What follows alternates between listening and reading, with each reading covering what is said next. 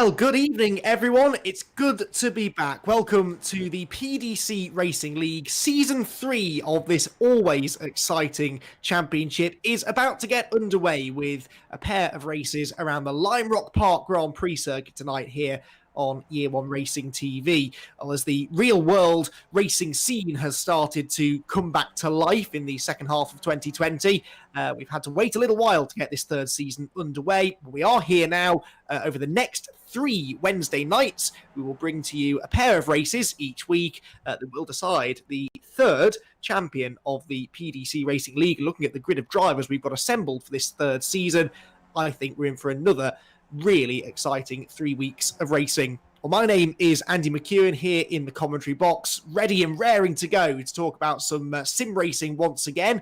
And got Graham Sessford, who is, as ever, producing the coverage here for us at Year One Racing TV tonight. And together, we're going to try and bring you all of the action from a pair of 20-minute races.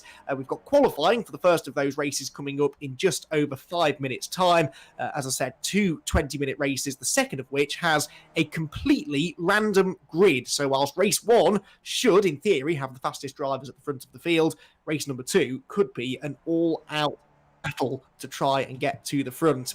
Well, here is how the third season of the PDC Racing League will shape up. It's a slightly reduced calendar to try and allow the real-world drivers, in particular, that race with us, to fit it in around their racing schedule. As I said, we're here at Lime Rock Park for the first pair of races. Next week, we head to Japan and the Tsukuba circuit, which produces some really entertaining racing, very tight and compact circuit, and then something completely different for the finale, the Silverstone Historic Circuit, which I believe is the version of the track that includes the old bridge corner, one of my favourite corners in motor racing. So 3 completely different tracks in 3 different countries, all of them though pretty much perfectly suited to these Skip Barber Formula 2000 cars that we use for the PDC Racing League, and it should set up an intriguing 3 weeks of competition.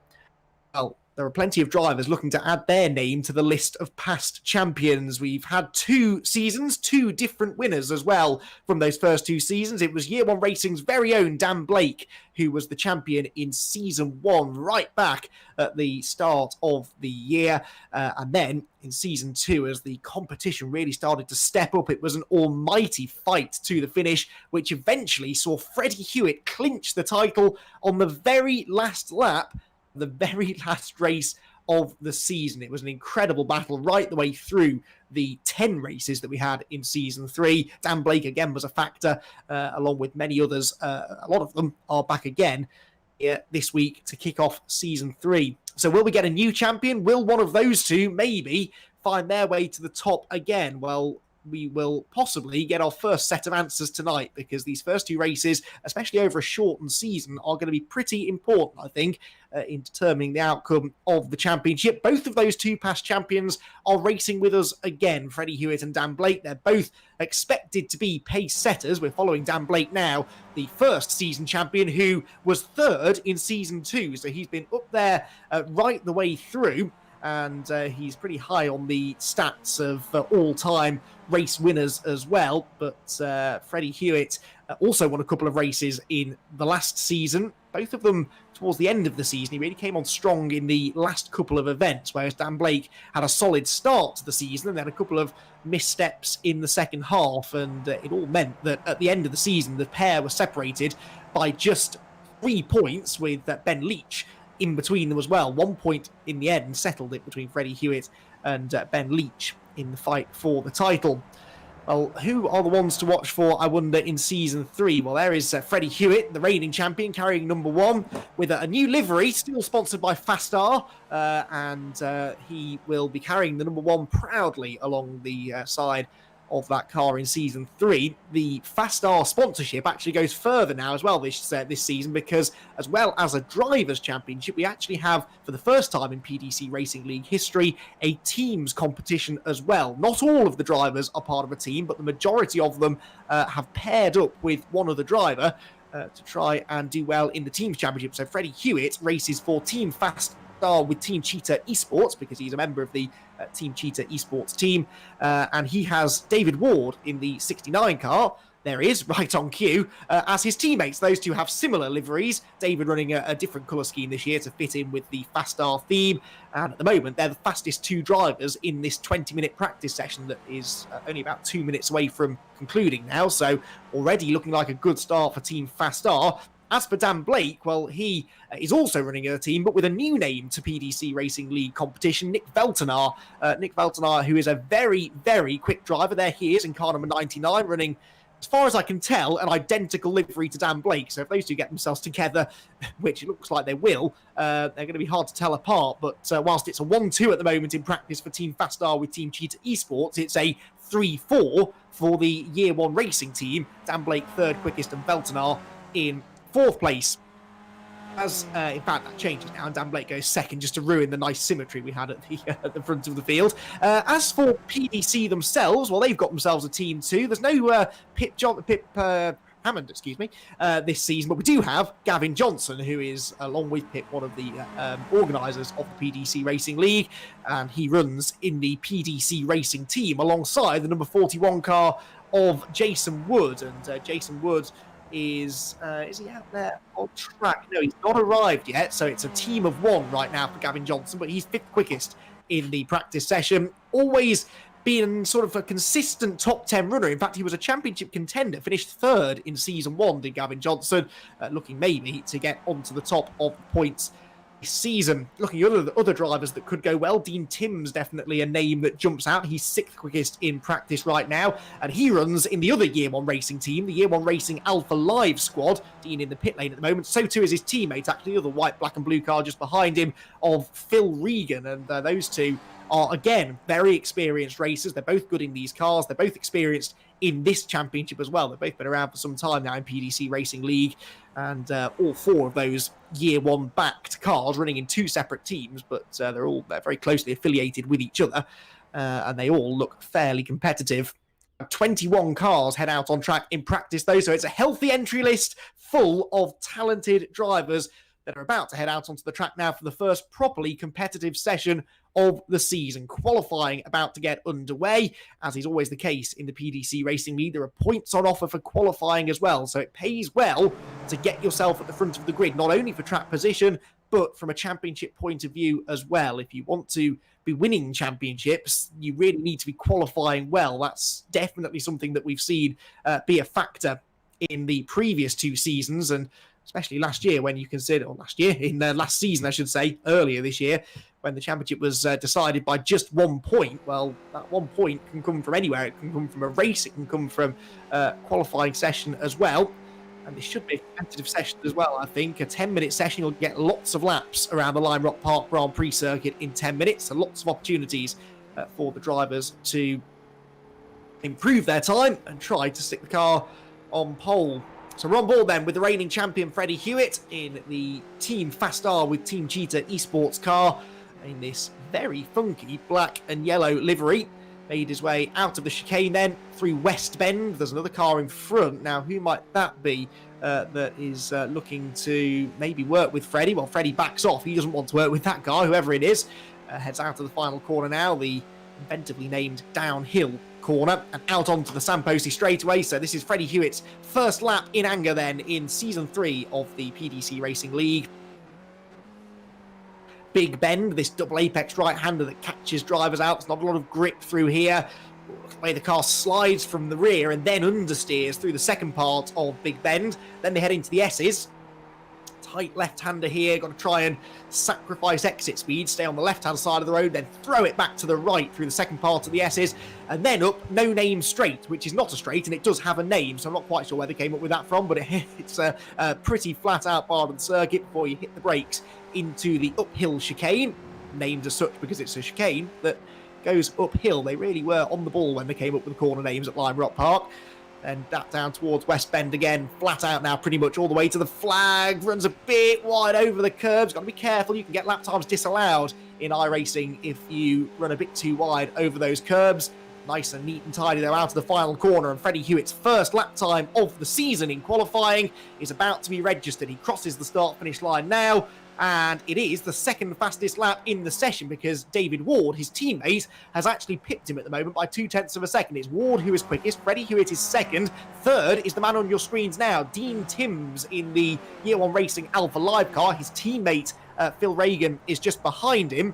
But Phil is yet to set a fast lap, and that looked like maybe David Ward, the pole sitter, had just gone off. There was a purple and black car that had a spin down at the chicane there. And Timms, we're following third quickest. Henry Church is fourth. He is racing in the other Team Cheetah esports car. There he is. Oh, good. So we've got even more of these Fastar liveried cars, and that one is exactly the same colour as Freddie Hewitt's car. And then right behind him, number 27 is Dan Blake, the Season 1 champion, closing in, actually, as he comes out of the chicane. So Dan Blake looks as though he is possibly going to get held up on this lap a little bit.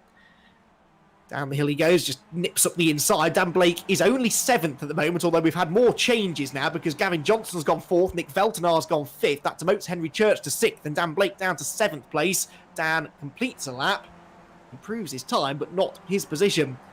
Here is Gavin Johnson then, car number 9. 4th quickest right now. He sort of fell off the pace a bit in Season 2, didn't he? But really looks on the ball again tonight. He's inside the top 5. So is Ian Crosby, actually. He's just slotted into 5th position in the now familiar Specsavers livery. And the number 48 car, I think I'm right in saying, is one of the cars going it alone. Yeah, Ian Crosby, don't think is... no, he is, sorry. He's in the Hacksaw Viper racing team with Alex Hall. I don't think we've seen Alex Hall out on track just yet. So tune them over the hill. Nick Veltenar goes 2nd quickest. That's a good lap time. So slots in between the two Team Fastar with Team Cheetah esports cars. And there is the Year One Racing driver out of turn number 1. So David Ward is quickest with a 1:00.91. That is 3.5 tenths quicker now than Nick Veltenar. It was about 2/100ths quicker, but Veltenar has, Ward, sorry, has just improved slightly. So, yeah, 1:0.91 is now 3.5 tenths quicker than Nick Veltenar in 2nd. 3rd is Freddie Hewitt. 4th is Gavin Johnson. And 5th place at the moment on the grid for Ian Crosby, with Henry Church, Dean Timms, Steve Hefford, Dan Blake and Roger Morton rounding out the top 10. We're watching Blake now, who spins going through the first corner. I was about to make the point that he is a lot further down the grid than we'd expect from Dan. He's actually just dropped down into 10th, no, make that 11th place now, behind Cesaro Rizzo. So Dan isn't going to be too happy to be back in the midfield. He's going to reset and go again. Still just over half, or just under half the session, in fact, still to go. He is, Dan Blake, about 1.7 seconds off pole position, which is not like Dan, but I know he hasn't been doing a huge amount of sim racing since his real racing season started. Racing in Mazda MX-5s once again in 2020 is Dan Blake. It's possibly just going to take him a bit of time to get back up to speed. Around goes the number 41 car pretty spectacularly into the barriers. That's Ben Bateman. And unfortunately for Ben, that car's going to have to go back to the pit lane to get repaired. Now, Ben Bateman, I reckon, is standing in for Jason Wood, because car number 41 was supposed to be Jason Wood, who was supposed to be Gavin Johnson's teammate at the PDC racing team. And I reckon it's now Ben Bateman who has stepped in at the last minute. Off the line goes Matthew Payne. Matthew Payne is 11th quickest now, so Dan Blake's been demoted down to 14th position now, with the reigning champion, Freddie Hewitt, now on pole, in fact. Yeah, so it's all changed at the front, because David Ward is no longer quickest. It is Freddie Hewitt, and Nick Veltenar is no longer 2nd. He's dropped down to 4th because Ian Crosby's improved again. The new order at the front, Hewitt and Ward on row 1, Crosby and Veltenar on row 2, with Dean Timms just leapfrogging ahead of Gavin Johnson for 5th as well in the last few seconds. Still, we have 3.5 minutes to go, so lap time's getting quicker and quicker. Freddie Hewitt improves again now, 1:0.8, just over 1/10 of a second quicker than David Ward, who didn't improve on his most recent lap, possibly because of traffic. Henry Church goes 7th, jumps back inside the top 10, so Dan Blake's now 15th. Deary me. Freddie Hewitt then, looking as though he's continued his pace from the practice from the back end of last year. I'm talking to Dan Blake off mic earlier on this evening, and he was saying, Freddie was quite good in practice, but he only really pulled out the quick times when he had a slipstream. Well, I don't see Freddie with much of a slipstream right now. He just looks like he's got some raw pace. What about Dan Blake? Has he got any raw pace? Well, that's a bit better. 8th place now for Dan on his first flying lap back out of the pit lane. Just under 0.6 of a second now away from pole position. So he has, in fairness, more than halved the gap to pole. His tyres fully up to temperature. This could be a good lap. He's definitely not going to slipstream. He is pushing on all on his own. No traffic around him. Gavin Johnson's in the pits. So is Ben Bateman, his teammate. So both the PDC racing cars are in the pits. I'm just hearing now from Graham, our producer, that it is actually Jason Wood in that car, but he's running, confusingly, with Ben Bateman's name. Guarantee that will catch me out again. It's been changed on the timing screen. Thank you, Graham. So there we go. So it is Jason Wood then in car 41, and he's in the pit lane. So he is not going to improve his lap time anytime soon. Ian Court might, though. He's got another new livery on the number 77 car at the moment. It's down in 17th place right now. And Ian Court is one of those drivers who's not affiliated with a team, so he's just running as an independent. Independent, I suppose, could still win the team's championship because it's an independent team, but obviously all the drivers in your team double the opportunity to score points. And right now, the team on top is definitely Team Fast R with Team Cheetah, because David Ward went back to pole position then, and then his teammate Freddie Hewitt snatched it straight back. They're still 1-2, but they're further distancing themselves from the rest of the pack. Hewitt now back to pole position by just 3/100ths of a second from David Ward, his teammate. And then it's the Year 1 racing car of Nick Veltenar in third, and Crosby is fourth, Henry Church is fifth. Cesaro Rizzo is sixth, going well, and Dan Blake has improved again into 7th position. So a couple of drivers from towards the back of the top 10 are starting to make their presence felt now inside the top part of the field. Following Cesaro Rizzo now in this stealth-like number 10 car, which did not improve its lap time that time around. 101.53 was a couple of tenths off his previous best. Dan Blake, who is 7th, did just improve, but didn't change his position. But his teammate does. Nick Veltenar goes to pole position with a brilliant lap time. 1 minute 0.44, nearly a tenth of a second quicker. Well, I was going to say than Freddie Hewitt, but David Ward has just set a lap time 1/1000th of a second quicker. But then Hewitt improves again and goes to pole position. This is a brilliant qualifying session. Oh, I've missed this, you know, the PDC Racing League, it never fails to entertain. And even in a qualifying session, it's keeping me on my toes. Freddie Hewitt becomes the third different pole sitter in the last couple of minutes. Freddie Hewitt back to the top now with a 1 minute 0.3. He's on his final lap of the session, though, because the checkered flag has just gone out. But if you've already started a lap before the time ticks to 0, you are entitled to finish it. So I think all of those top 3 drivers, Hewitt, Veltenar and Ward, are all still on another flying lap. We're on board with Hewitt now then, the provisional pole sitter. Got a car just in front of him, but the first of this group to get to the line will be Veltenar. Veltenar's about to cross the start-finish line now. Dan Blake goes 4th, by the way, and Nick Veltenar can't improve. He stays 2nd. So the Year 1 racing cars at the moment, 2nd and 4th for Veltenar and Blake, respectively. What about David Ward and Freddie Hewitt then? Ward is 2nd. He gets ahead of Veltenar again, and Hewitt improves again. No, not quite. 9/100ths of a second off his previous best, but David Ward gets himself back onto the front row. It will be an all Team Fast R with Team Cheetah Esports front row, and an all Year 1 racing row 2 by the looks of it, because I don't think Ian Crosby has improved. No, he has. Yes, he has. He goes ahead of Dan Blake again. So Ian Crosby, that's a really good late time there. He was only 1/100th of a second slower than Blake anyway, and now he's 9/100ths quicker. So Ian Crosby then gets himself into 4th place, 2nd row of the grid for him at the expense of the Season 1 champ, Dan Blake. Brilliant action in qualifying. And is there anyone else still on a lap? Yeah, Dean Timms is still going here, and we're following him through the final couple of corners now. Dean Timms 7th place right now for the Year 1 Racing Alpha Live team. Oh, and there's a car in front of him, and the time's ticked down to 0 anyway, so he's not going to finish the lap. That then is the end of your qualifying session. What a frenetic session it was, and already I'm loving this team's championship element, because it does look as though they're pretty equally matched. It's 2 teams that have locked out the front couple of rows, though. It's the Team Fast R with Team Cheetah Esports drivers of Freddie Hewitt and David Ward, who make up row 1 for race number 1 of the season.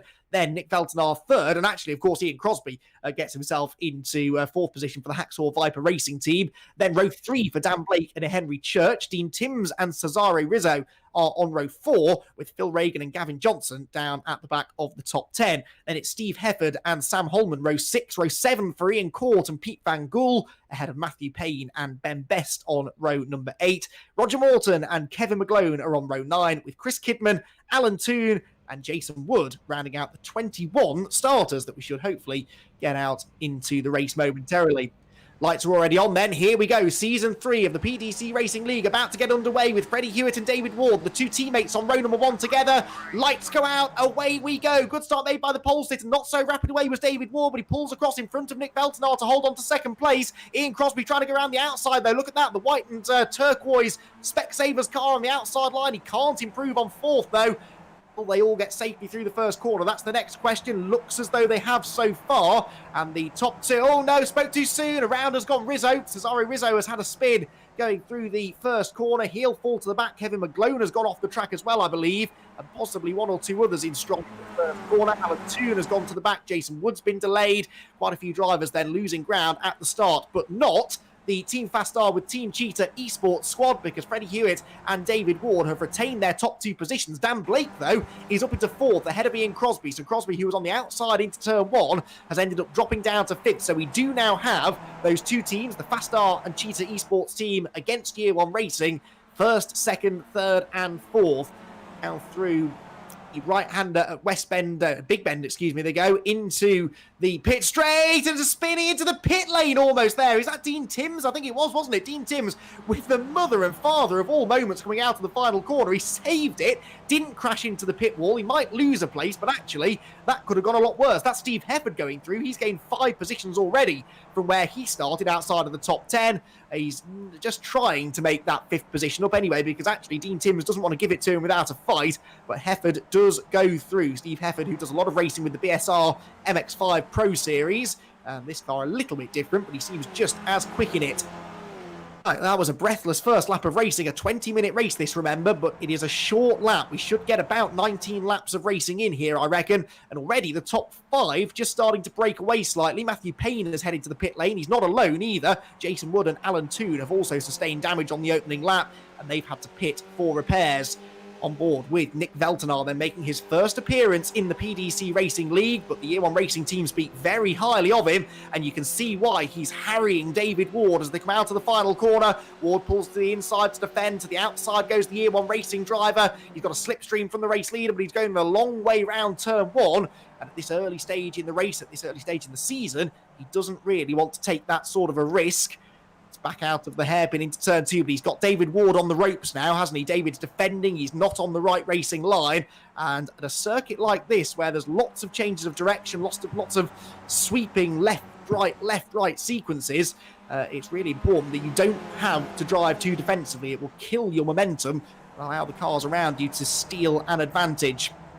As it happens, though, Ward has gathered it all together quite nicely. Hefford and Timms still battling away here. Dean Timms trying to get 6th place back away from Steve Hefford.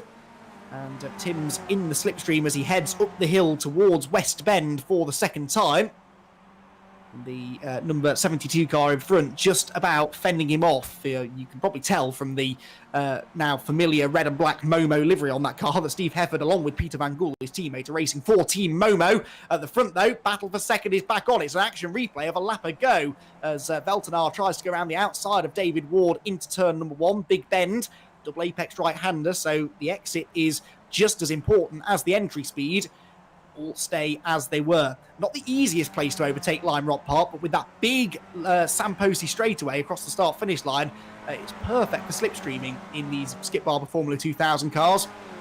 And that's why you tend to get these little battle packs, as we've got at the front. 5 cars pretty much nose to tail. Until someone makes a mistake, they will stay just as close together, I think.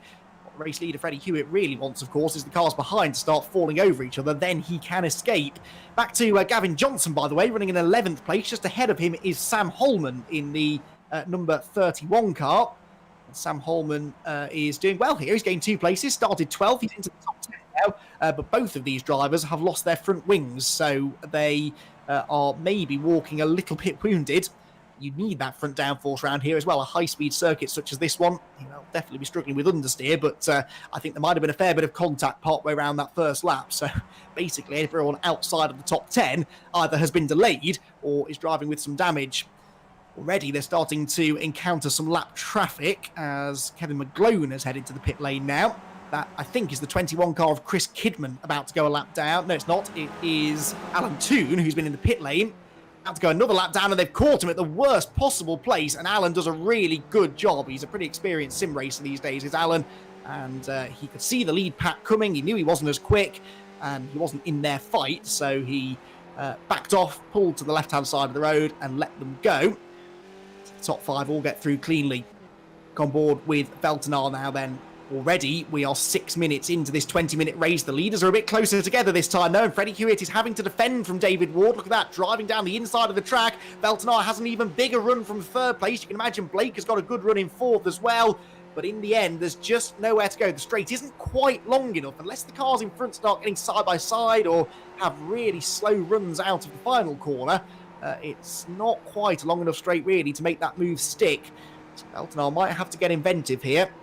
He's certainly doing all of the right things, asking all of the right questions of David Ward. Veltenar just set the fastest lap as well, a 1 minute 1.05, which is quite a bit quicker than those around him. Had a little look to the inside. So easy to lock the rear brakes there, which is exactly what I think he did. And so going into the chicane. So leaders back towards the end of the lap. And yeah, the Year 1 racing cars just dropped back a little bit there from the Team Fastar with Team Cheetah esports drivers. Now, those two may work together here to try and pull away from everybody else. There is Chris Kidman, so he's not quite got a lap out yet, actually. Chris Kidman in the number 21 car, a bit of front wing damage there. But Chris driving well in what I believe is his first appearance in the PDC Racing League. Just trying to get to grips with the car. Jason Wood, though, is going nowhere. That car is stopped at the chicane. He's just enjoying the racing, just watching from the side of the track. This is how he got there. The curb, hits the other curb, gets on the grass, gets sideways, thinks, no, do you know what? I've just had enough of this. I'm just going to pull over and watch the race from here. So, oh dear. Well, Jason, as you can probably tell, has been in the walls a bit in this race. He's got no rear wing. The front wing is a bit loose. So perhaps for the best that he's decided to back off and pull off the road. Right, Dan Blake into 3rd place now. There seemed to be a bit of a shift in the order there at the front of the field. Veltenar had that go at getting past Freddie Hewitt a lap or so ago. And Dan Blake has now got himself into 3rd position. So Blake is now going to try and chase off after the leading 2 who were getting away. So I wonder if that was maybe a team decision. Maybe Nick got the message. Dan is faster than you. Let him through. And we'll see whether or not they can work together to chase after the leaders. But this is the interesting dynamic now, because this is not just a driver's championship, but a team's championship as well. There is that incentive to work with those around you. If you're running with a teammate, as of course all of these top 4 drivers are, the top 2 are teammates, 3rd and 4th are teammates as well, then it pays for them to work together to try and either, in Freddie Hewitt and David Ward's case, pull away from the competition, and in Dan Blake and Nick Veltenar's cases, try and catch back up to the competition. Whereas in the past, it's been a bit of a free-for-all, and it was a bit easier for the leader to kind of take advantage of the squabbling going on behind them. Now, though, as soon as the Team Fastar with Team Cheetah drivers started pulling away, Year 1 racing drivers have started working together as well. So although it looks as though things are calming down, we now really need to turn our attention to the lap times to see whether or not Dan Blake is catching David Ward, 3rd place catching 2nd place. And the answer is yes, by about half a second that time. Dan Blake was quicker than David Ward. Ahead through Big Bend for the 9th time of asking, the gap continuing to creep down. So this does seem to be working quite well now that Dan Blake's through, and they're dropping Ian Crosby, who doesn't have a teammate to work with. It's pushing hard, though, using all of the curb. You can see he's nearly 7 seconds ahead of Steve Hefford now, so Steve Hefford is not catching him, is he? Well, he was 0.2 quicker last time around, but not really catching him quick enough. He's got away from Dean Timms. In fact, Phil Reagan's got past Dean Timms as well now, so Reagan is 7th. Dean Timms is 8th. There is Phil Reagan in the Year 1 Racing Alpha Live car. And he, of course, is teammate to Dean Timms, and looks as though Jason Woods decided he's going to join in the fun again after all and pick the worst moment to try and rejoin the track, because Dean Timms was in the process of being overtaken by Ian Court, and Ian Court has now gone through into 8th position. So Tim's got a problem. There's a bit of damage to the front end, isn't there? The front right corner has taken a whack. But yeah, it definitely looks as though Dean is starting to slip backwards. Not slipping backwards, though, is Dan Blake. He has just done the fastest lap of the race, 1 minute 0.31. And look, you can see, I don't need to tell you the gap now. It's 0.3 what it's worth, but visually you can see he's right back on the gearbox now of the 69 car of David Ward. turns into the chicane, the uphill chicane. It looks as though Freddie Hewitt's a bit scrappier through there. I've noticed on a few occasions he runs a bit deep through the first part of the chicane, and Ward gets a much better exit. And now that Dan Blake and Nick Veltenar have caught back up again, I wonder whether David Ward might be sending his own messages to his teammate Freddie Hewitt to maybe let him have a go in the lead, because they have been reeled in now comprehensively by Dan Blake. On board with Ward, pulls to the inside. And is Freddie Hewitt letting him go? Well, no, this is actually a defensive move by Ward, because Dan Blake has a run, goes to the outside, he's going to try and take second place away, desperately late on the brakes. This is what Veltenar was trying to do to Ward earlier on a number of consecutive laps. It's just so hard to go around the outside at Big Bend, and it didn't work there for Dan Blake, and now he runs wide into the S's, and Nick Veltenar, I fancy, had to backpedal a bit there to avoid running into the back of him. Quite a cagey race, this, isn't it? Because you can tell that Dan Blake really wants to have a bit of a lunge at David Ward, but I know that he will have been told before the race that points mean prizes. Do not take a risky move in race number 1, because that arguably is what cost him in Season 2, wasn't it? He had a bad qualifying session, got himself involved in a couple of unnecessary bits of contact. Not necessarily Dan's fault, but just got caught up in accidents in the first few races and never really was able to recover from that. So I'm sure that's going to be in his mind now that he needs the points, but David Ward is making a few more mistakes, runs wide there, and this time there's a gap on the inside line. Dan Blake going for second position here into turn number 1 on the start of lap number 12. Finally, it looks as though the stalemate is broken. Dan Blake goes second, gets himself ahead of David Ward. That was a lovely move as well on the inside line, late on the brakes, but didn't run too wide, and Dan Blake is into P2. So it's now not a 1-2 lockout for Team Fast R with Cheetah Esports. They are first and third, and the Year 1 racing cars are starting to attack. Also notice the front of Freddie Hewitt's car has some damage. Look, that right-hand end plate. Yeah, I don't think he's hit anyone, because he's been leading the way all the way through. I think he's hit those curbs through the chicane a bit too hard, where I noticed he was a bit scrappy on a few laps, and it looks as though maybe now he's actually done some damage. So the front aero will not be working as well on that number 1 car as it should be. Races in the Ford KA Endurance Championship in the UK. He is also a very, very quick sim racer. David Ward is also a quick sim racer, but he's a scrappy sim racer right now. For the second lap in a row, he's run wide at the final corner and allowed one of the Year 1 racing cars up the inside. And this time it's Nick Veltenar that takes advantage and goes into third place now. So David Ward down to 4th. The good news is there's no one right on his tail now, because they're 2.5 seconds clear of Ian Crosby in 5th. The bad news is that on a track where it's notoriously difficult to overtake, he has suddenly quite a bit of overtaking to do if he wants to get back into the top 2. Just coming up to 14 minutes gone in the race then, and Dan Blake attacking for the lead into the chicane. This is where Hewitt's been struggling as well, so that's clever stuff from Dan. If he forces Hewitt to drive defensively into the chicane, he's going to be even slower on the exit than he normally would be, but Hewitt is defending well. He's backing everybody up here, and Dan Blake will be very glad, I think, that he's got his teammate Velter now on his tail. I'm sure Nick isn't going to make life too difficult for Dan Blake at this stage. To the final corner then, along the start-finish straight they go. The Samposi straightaway heading towards the final quarter of the race now, and Freddie Hewitt is really having to drive in his mirrors now, more than he's looking out in front of him, because the 2 Year 1 racing cars are swarming around behind him. Blake goes to the outside into turn number 1, runs a bit too wide, but look at that, Veltenar drops back, didn't want to go fill the gap on the inside line. He wants to just let Dan Blake get on with this now, and that is exactly what Dan is doing. He's attacking the race-leading Freddie Hewitt car, as Freddie tries desperately now to hang on to the race lead. Brilliant racing here from these 4, and Dan Blake's having another look up the inside, heading towards the chicane, then back to the outside. Again, he's got Freddie Hewitt defending. There is a sense of inevitability about this, isn't there? Blake clearly looks a bit quicker. He looks very racy, and I think maybe he's just been pacing himself for the first part of the race in an attempt to make sure that he kept all 4 corners on the car, didn't do too much damage. Now he's really starting to attack. On board with Veltenar again. For the final corner, down the pit straight. This is where the slipstream starts to come into effect. This is where maybe Dan Blake might have another go. Look at that, they're on the grass as they go down the pit straight now. Dan Blake goes to the outside line. He's attacking for the lead. Can he be really late on the brakes? Not quite late enough, and I'm sure that, as we saw a lap ago, Veltenar is not going to dive to the inside there. Back through the... They go again,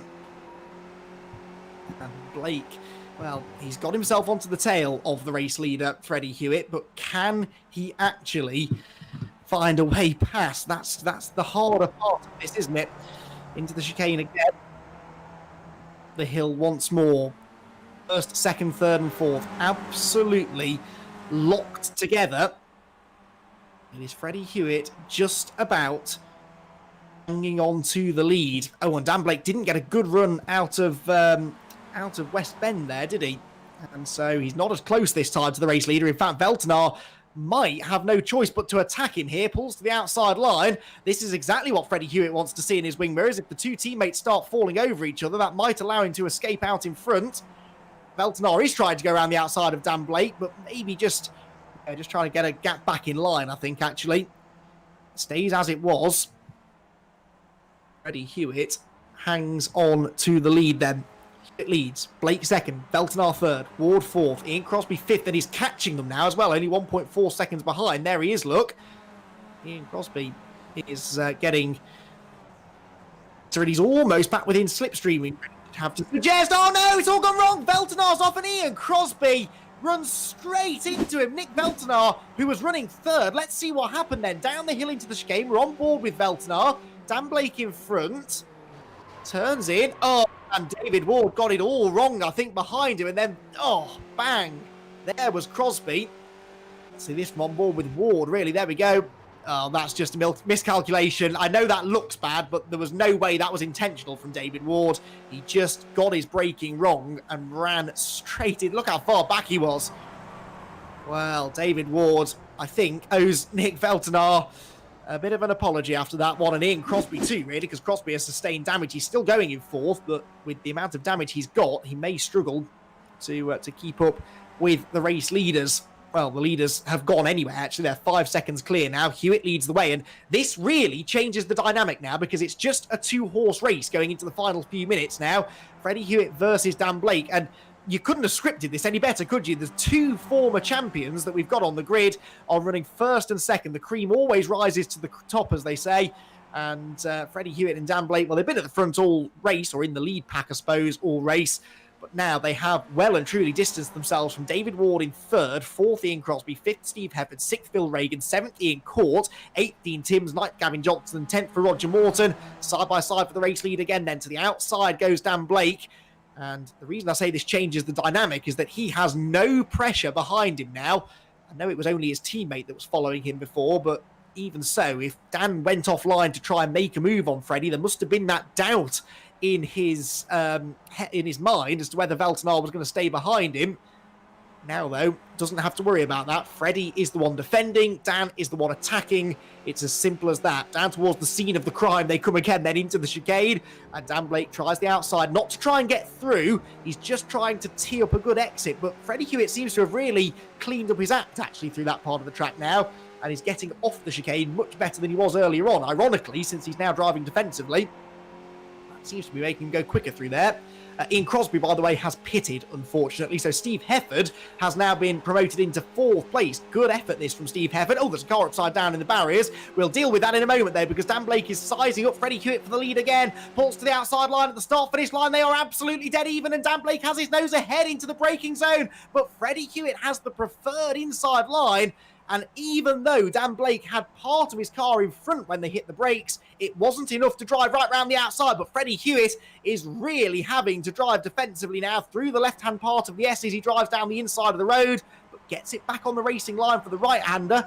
Bobbles over the curb slightly. Dan Blake closes in again as they go towards the chicane. Lap after lap, he goes to the outside line here. It doesn't really seem to be working so far, but Hewitt hit the curb that time. Way too much curb for Freddie Hewitt through the first part of the chicane, and Blake is closer now, heading towards what could be the final lap of the race, I reckon. So possibly only just over a mile and a half of racing left in this sensational opening round of the PDC Racing League. A mistake from Freddie Hewitt, and Dan Blake's on the grass trying to go through on the inside. They almost bang wheels. Blake backs out of it. Freddie Hewitt hangs on. Across the start-finish line they will go. I'm sure this will be the final lap of racing, and what a brilliant way to end the first race of the season. Freddie Hewitt on the inside, Blake on the outside, again gets his nose in front. They're going to battle, and they're off! They're off! They've both made contact, the two former champions off the road. Dan Blake, I think, has come out of that worse. Freddie Hewitt, I reckon, kept the car, pointing in the right direction. Yes, he has. And Freddie Hewitt holds on to the lead, but you could see that coming a mile away. Neither of them were willing to give. Freddie Hewitt was getting scrappier and scrappier as he tried to hang on to the advantage, and Dan Blake was getting more and more desperate. Look at this. They go under the bridge, and you can't quite see from that angle whether it was Hewitt running wide or Blake turning in. I'm sure we'll be able to get an onboard view. Here we go. This might tell us. Just 2 into 1 wouldn't go. I don't think you can apportion any blame there either way. But, well, what we can say is that Freddie Hewitt is living a bit of a charmed life here, because he is going to come through and claim the victory, I reckon. He's got a 4-second cushion over Dan Blake. David Ward has actually caught Dan Blake on the final lap. But remember, he's walking wounded as well after his contact.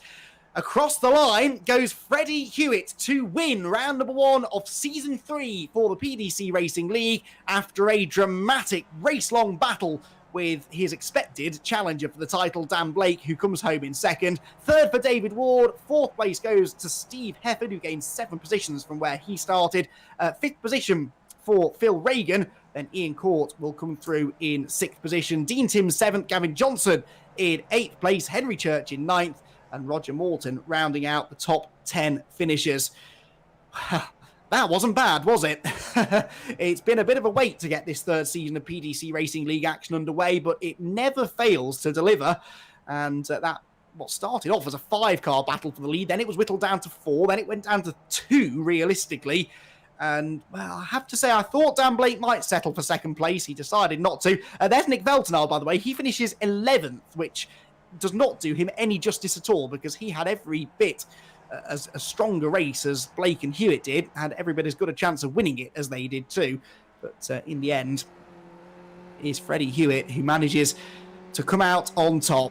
Brilliant driving, though, from all of our drivers. And although there were a few that didn't get to the end, we did still have 17 cars running, I think, at the final flag. And Freddie Hewitt is the lead contender of those. Well, hopefully we'll have a chance to speak to our podium finishers in a moment or two. I think, as usual, they'll have a few stories to share and a few opinions as well. But, well, I'd be interested to get Freddie and Dan's view on that. I know that they both have a lot of respect for each other. They would never have wanted that to end in contact, but sadly, it was almost inevitable. Well, let's confirm the result for you then, shall we, from the first race of the PDC Racing League, as we see a replay here of that incident again through the first corner. It was Freddie Hewitt, though, that took home the race victory by 4.3 seconds in the end over Dan Blake in second, David Ward in third, Steve Hefford fourth, and Phil Reagan in 5th position. Ian Court was 6th, Dean Timms was 7th, Gavin Johnson gained 2 positions to finish in 8th position in the end, Henry Church 9th, and Roger Morton rounding out the top 10. Nick Veltenal had a really strong debut. He deserved more than 11th place ultimately. Sam Holman 12th. Ian Crosby likewise fell down the order to 13th, ahead of Chris Kidman 14th and Kevin McGlone in 15th spot. 16th place was Cesaro Rizzo, technically, although he was in the pit lane, so it may be that Ben Best inherits 16th spot. Rizzo, as I said, was in the pits at the flag. Alan Toon, Jason Wood, Matthew Payne, and Pete Van Gool all failed to reach the finish. Terrific racing then from the PDC Racing League, and race number 2 is coming up shortly. Don't go anywhere, because we still have more racing to come. The second race should be even better in theory. It's got all the ingredients to be another thriller. A random grid will set the grid for race number 2. Another 20-minute race then for that one, round number 2 of the championship, that will give us our early indication of what the points are going to look like heading into the midway part of the season. As I said, it's a slightly condensed calendar. This just the 3 events, 6 races in total, to allow real world activities to proceedings. But yeah, those 6 races are going to ensure that it's a very, very tight championship battle. All right, well, I think what we're actually going to do is take a very short break here then before we come back for the second race of the night. Thank you, everyone, for joining us, and do not go anywhere, because that second race is just around the corner.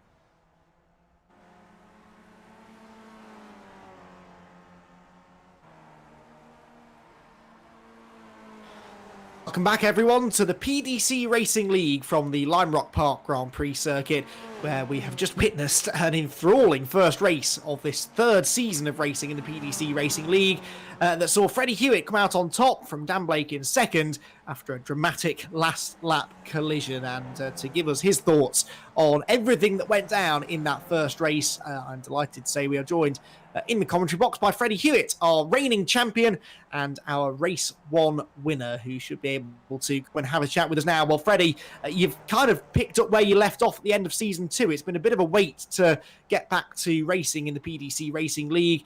Straight back on top, though, but that wasn't easy, was it? Definitely not. It was tough from the outgo, really. David was trying to run sort of a number 2 and just sort of back everyone up, but then they got around him, and we were a bit stuck then. It was almost 2 against 1. Once those two kind of had their moment, and it was just you and Dan, the two former champions, the two real heavyweights for the title in a way for this season. Obviously, he was putting you under pressure. He kept trying that outside line into turn 1, and on the last lap, you just came together. It didn't look like big contact, but it obviously had quite dramatic effects. Yeah, it was a bit of a tricky move. I think, he was trying to go outside and cut back in, and I was trying to go, stick to the inside line, but I wasn't going to be able to carry the speed out, and we just came together, and sadly it didn't go as well for him as it did me, which is a bit of a shame because we all wanted a sort of a battle to the flag, but sadly that couldn't happen. Yes, unfortunate. Although Dan did hang on to second, so he's scored some good points still. He's definitely going to be a thorn in your side, I think, all season long. We've got this team championship now in play for season 3 as well. Obviously, you and David were operating pretty well as a team in that one.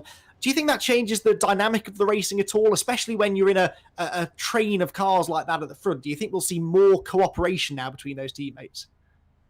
Yeah, it definitely works in favours for some people, and I'm sure other people that are on their own it won't work well for, but it definitely is an added twist to the race. And if you're with the random grids, it could definitely play a part. Well, we've got that random grid coming up next. So best of luck for race number 2, Freddie. Hopefully you're not too far towards the back, and we'll see another good result from you in this one. Fingers crossed. Thank you. Well done, Freddie Hewitt, then the reigning champion with the race victory in race number 1 of the third season of the PDC Racing League.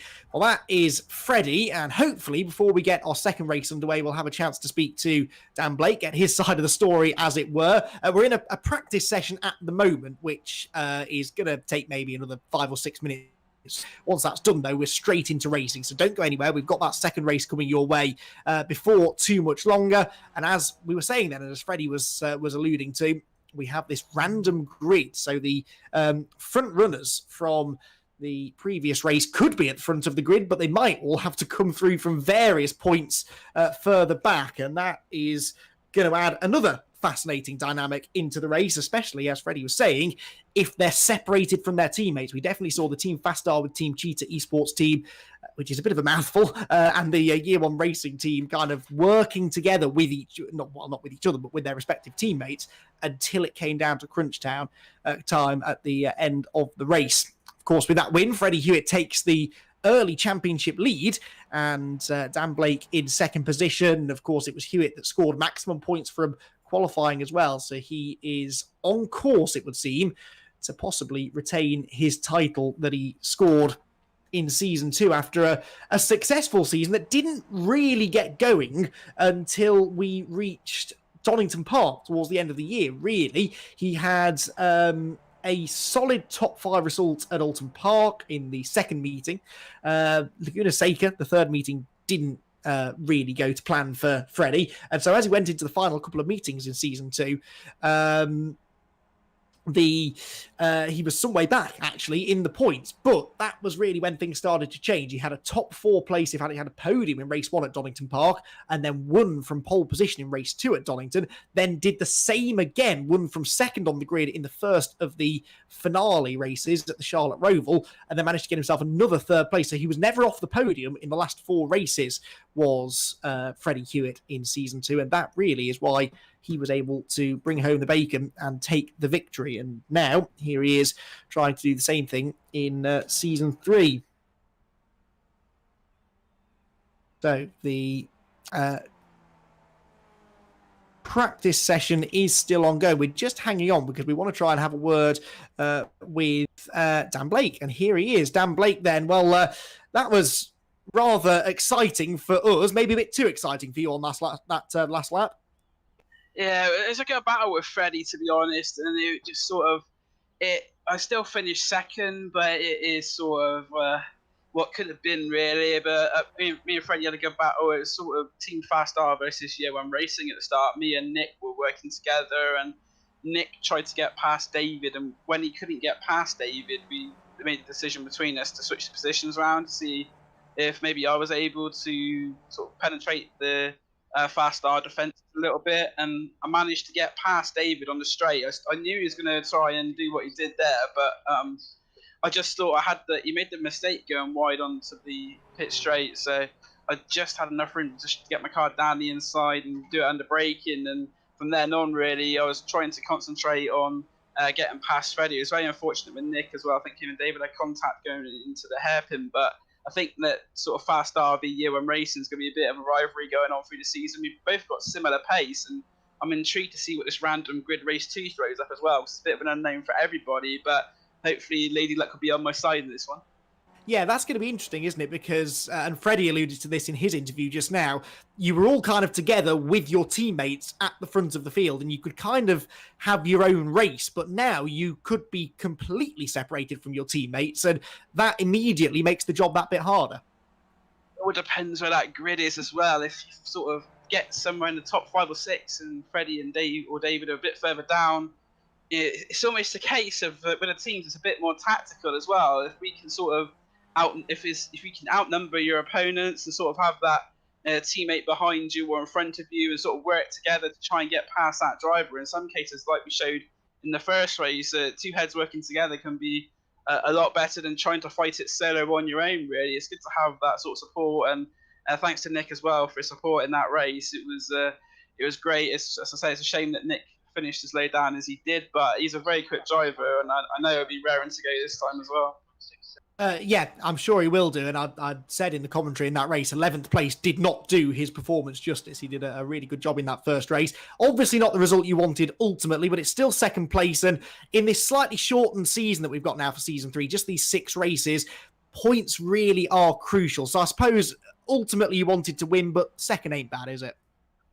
Qualifying let me down a little bit as well. I just couldn't seem to get the heat into the tyres maybe a little bit in that qualifying session, and I just couldn't get turn one right for the first couple of times. Once I finally sort of got the tyres in and got my head down, I was able to put the laps in, but I sort of pushed myself a bit against the wall in that case as well and lost a few points. But it's something to learn for next time. And as I say, this race could throw it all up again. So it'd be interesting to see what happens in the second one. Obviously, with the random grid, anything can happen. And I think in this race, sort of, it's a different sort of mentality. I think in this one, it's going to be sort of, because there's a lot of drivers in this one that you maybe haven't raced in the first race sort of near you. So I think it's maybe a little bit more of a gentler approach in this one. But you know me, Andy, if I can see an opportunity and I think there's a very high chance of it going, I'll go for it. And I try and give some entertainment, but hopefully not too much.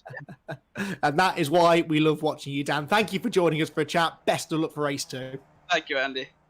Dan Blake, then, your Season 1 champion, will be second in the championship after the first race of Season 3. Well, that rounds up our interviews then. I think we're almost ready to go with our second race. And now we turn our attention to this random grid, something completely new to the PDC Racing League. Traditionally, we would have a second qualifying session now, which would set the grid for that second race. And although that sometimes provided jumbled up orders, if some people maybe didn't have a great qualifying session, nothing can quite jumble the order up as much as a completely random grid draw. And that is what we're about to have. We won't know what that grid is either until the cars start spawning out onto it, essentially. So the drivers won't actually have that much time to put together a game plan. You know, if they knew ahead of time that for example, Dan and Nick were going to be starting 6th and 15th respectively, they could maybe come up with some sort of a game plan. You know, Dan could drop back and then they'd work together, or he'd wait for Nick to arrive and then they'd continue to work their way towards the front together. But they have no idea where they're going to be starting until literally about 30 to 60 seconds before the race actually starts. And that is just another thing that we really don't know what effect that's going to have on the way the race pans out. But I think it's going to be pretty exciting stuff. Others to watch out for: David Ward definitely will feel, I'm sure, a little bit guilty about what happened between him and Nick Veltenar, but he'll also be wanting to try and bag some more points. He's been a front runner in each of the first 2 seasons,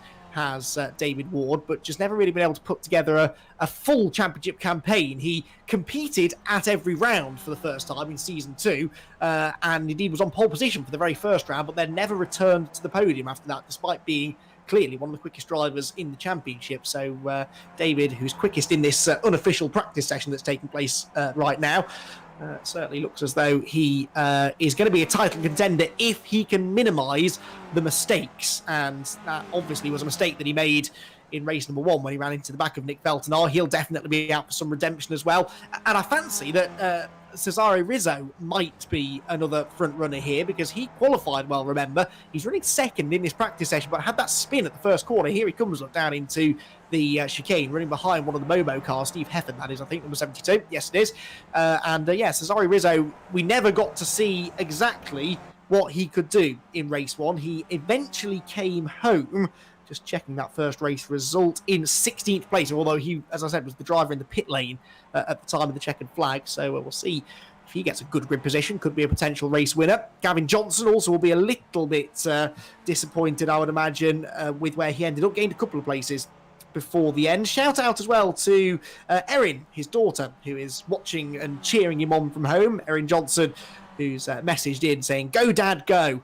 And that is pretty good advice, I think, although maybe he knows we're talking about him, because, as is so often the way, as soon as a commentator starts saying nice things about a driver, they immediately throw it off the road. So we'll move on swiftly, but good luck, Gavin, in this one. It'd be nice to see the PDC man get a good result in Crosby. Another who will feel a little robbed of a good finish in the first race. He was a completely innocent bystander in the David Ward and Nick Veltenar contact at the chicane. He arrived on the scene a few seconds later to find Veltenar's car sat right in the middle of the narrowest part of the track, and there was nothing Crosby could do to avoid him. He had to head to the pit lane for repairs, came back out on track and finished 13th, so he'll score some points, but clearly not as many as he would have liked.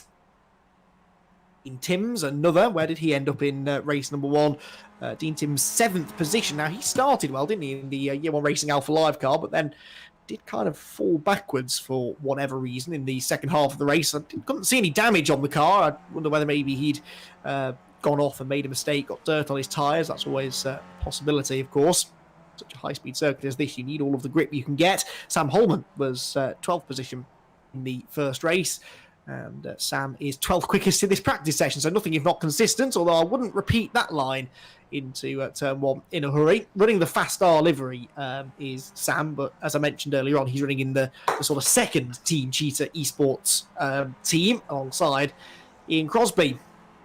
We have officially got 7.5 minutes left on the clock. I know there was some talk about them maybe shortening this practice session from the original 30 minutes. Its main purpose that it serves is to just give everyone a chance to get into the session, because there is a certain bit of juggling has to be done to get from one race to the other. You have to change servers and join a new session, essentially. But everyone does seem to be here now, so I'm hopeful that we will get into racing fairly swiftly. Thank you, everyone who has stuck around here, and we will reward you, I'm sure, with another really entertaining second race. I'm really looking forward to this one. Oh, Alan Toon. Well, he was looking forward, and he was getting a face full of one of the Momo cars. That might have been Hefford again, you know. And Toon taking some evasive action there to get the car to avoid contact with the other car. Matthew Payne just put in a pretty quick lap time, goes to fifth quickest in the number 304 car, and then immediately gets beaten by Dean Timms. So lots of drivers are pounding around the track now here in this practice session, and we will have racing action for you, hopefully before too much longer. We've got about 6 minutes left, so if they don't... I think what we maybe were waiting for, then we've got a couple of drivers who have joined in who weren't with us earlier on. One in particular, the man that's just in the pit lane, Alex Hall. And Alex Hall is a former competitor, former front runner in this championship. And Alex couldn't make the first race. He was due to be teamed up with Ian Crosby in the Hacksaw Viper Racing squad, and wasn't able to make the first race, but glad to see that Alex Hall is here with us. He raced on and off with us in Season 2, came back and had his most successful outing at the final round on the Charlotte Roval with a pair of top 10 finishes. So Alex, to have him back with us again here for the second race, and that will boost the Hacksaw Viper Racing team's chances of scoring some good points. Where did Crosby end up in the first race? So of course he ended up down in 13th, didn't he? So they need all the points they can get, really. And there is Alex out on track immediately onto the grass as he tries to find the limits. He'll need every one of the remaining 5 minutes of practice now, I would imagine, to get himself reacquainted with this Skip Barber Formula 2000 car.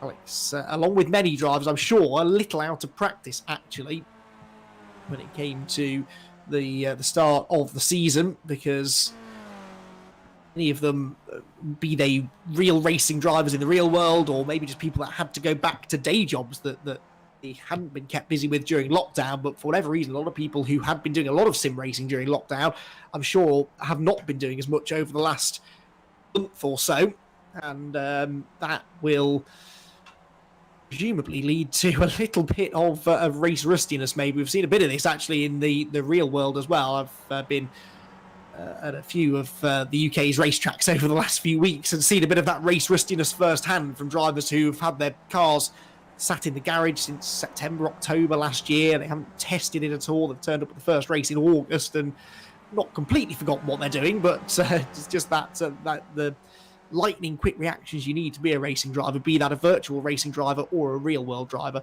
It really you need to keep sharp and you need to keep training, and that's where sim racing comes in. And I really do think we're going to see a boom in sim racing over the winter this year, as more and more people, myself included, who hadn't really experienced sim racing before this year, have had no other choice. If you wanted to enjoy motor racing, sim racing is the only way we've been able to do that over the lockdown period.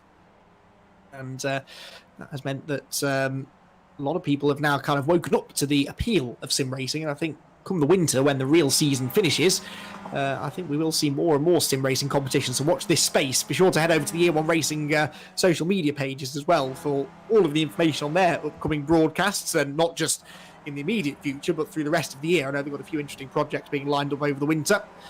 Oh, so yeah, that's not the right line to take through the chicane there for the 303 car of Ben Best, who has had a pretty spectacular spin. 303 and 304 had been running together. They're the Bat Racing team. Bat spelt B-A-T-T. And he and Matt Payne running in close quarters on the track. In the session itself, though, where are they? Well, Matt Payne is now 8th position. Ben Best down in 19th and not going any quicker after that little spin he had at Chicane. Fastest time, for what it's worth, in practice, set by David Ward. Freddie Hewitt 2nd, Cesaro Rizzo 3rd, Nick Feltenaar in 4th, and 5th for Dan Blake, 6th Gavin Johnson. And those 6 drivers are all underneath the 1 minute 1 second bracket. And then Dean Timms, Matt Payne, Ian Court, and Henry Church round out the top 10. Chris Kidman, who we're watching now, is down in 18th place, about 1.7 seconds off the ultimate pace. But this being a practice session, you can't read too much into these times. Chris Kidman, though, new name to the PDC Racing League.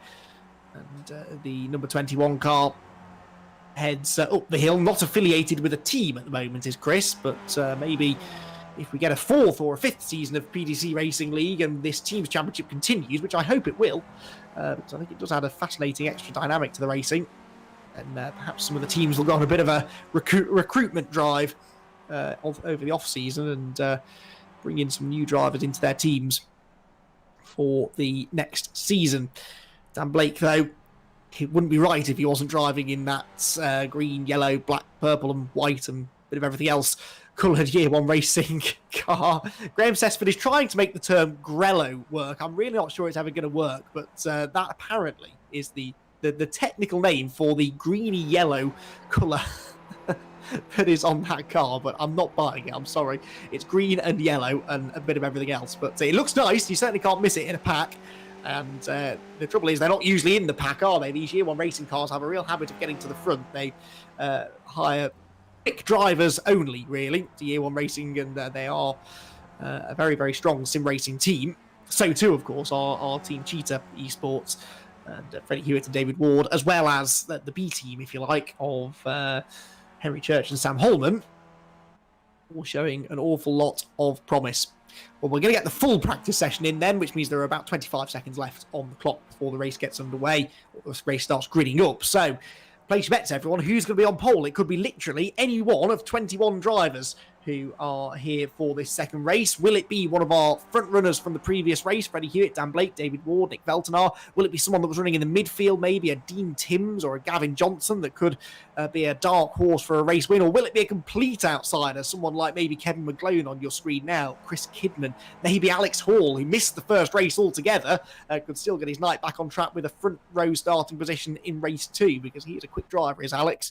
Give him some track position and he's got every chance of doing well. Well, let's find out then, because the grid is about to be formed. Who is going to be at the front? The answer is Steve Hefford. Steve Hefford is on pole position then for our second race of the night, and Nick Veltenar is second, with David Ward third. Here's the grid then. Hefford and Veltenar, row 1. David Ward and Pete Van Gool on the second row together. Then Dan Blake, look at that, 5th place. So the Year 1 racing team have come out of that well, haven't they? 2nd and 5th on the grid, with Cesaro Rizzo 6th. Sam Holman and Phil Reagan are on row 4 ahead of Freddie Hewitt, the race 1 winner, down in 9th this time, alongside Ian Crosby, and then the rest filing in behind. Alex Hall has ended up 20th, Gavin Johnson's down in 19th. But we are about ready to go racing then. Round number 2 of Season 3 for the PDC Racing League sees Steve Hefford and Nick Veltenar sharing the front row of the grid. 20 minutes of racing gets underway. Who gets down to turn 1 first? It looks like a good start by Veltenar. Veltenar seizes the lead away from Hefford, and here comes Pete Van Gool as well. Hefford's Momo teammate on the outside line. Keep an eye on the black and pink car of David Ward on the inside. It's Veltenar that leads the way. Hefford is second, Ward in third. There goes Dan Blake up the inside of Pete Van Gool for fourth, and Cesaro Rizzo is right behind as well. Look, the dark coloured car coming through. Pete Van Gool slipping backwards. Oh, and off goes Steve Hefford. Steve Hefford is going right towards the back of the field, and Dean Timms has spun as well in number 46, and that's the Year 1 Racing Alpha Live car going the wrong way, I'm afraid. Veltenar, though, absolutely nailed the start, and he will want to just check out now because he will feel that he deserved the chance to fight for the victory in race 1. Already, though, 3 of our top 4 runners from the previous race have got themselves into the top 3 positions. The 2 Year 1 racing cars, Veltenar and Blake, are first and third. David Ward for Team Fast R with Team Cheetah Esports is second. The big question is, where's Freddie Hewitt? He is 8th. He's gained 1 position then, so Hewitt has not had the electrifying start. The others have had his sideways, but not as sideways as Steve Hefford, who spins almost into the pit lane behind him. And in fact, I think he has fast-tracked to the pit lane, possibly with... Oh, no, he did spin into the pit lane. Oh, dear. Well, that's embarrassing. So Steve Hefford into the pit lane, and there's how he got there. That was 10 out of 10 for style, but reversing at speed into the pit lane is not normally conducive to a good result. So he might well cop a drive-through penalty for that, because technically he was speeding in the pit lane. He was going backwards at the time, but rules are rules and all that. Right then, Veltenar leads the way, Ward second, Blake third, and Freddie Hewitt's up to 7th place now, by the way. In between them, though, Pete Van Gool is 4th, Cesaro Rizzo is 5th, Phil Reagan is 6th, Hewitt, as I said, is 7th, ahead of Sam Holman, Ian Crosby, and Henry Church, rounding out the top 10. Lead gap, though, is 1.6 seconds already between Veltenar and David Ward, and Ward, though, is closing on this lap slightly. Maybe Dan Blake is going to work with him. Of course, Blake will want to win the race, even though it's his teammate out in front. He will want to try and catch... Sure, Veltenar's in the pit lane. was that a jump start, I wonder? Because he was very quick off the line, almost suspiciously quick. Here's the replay.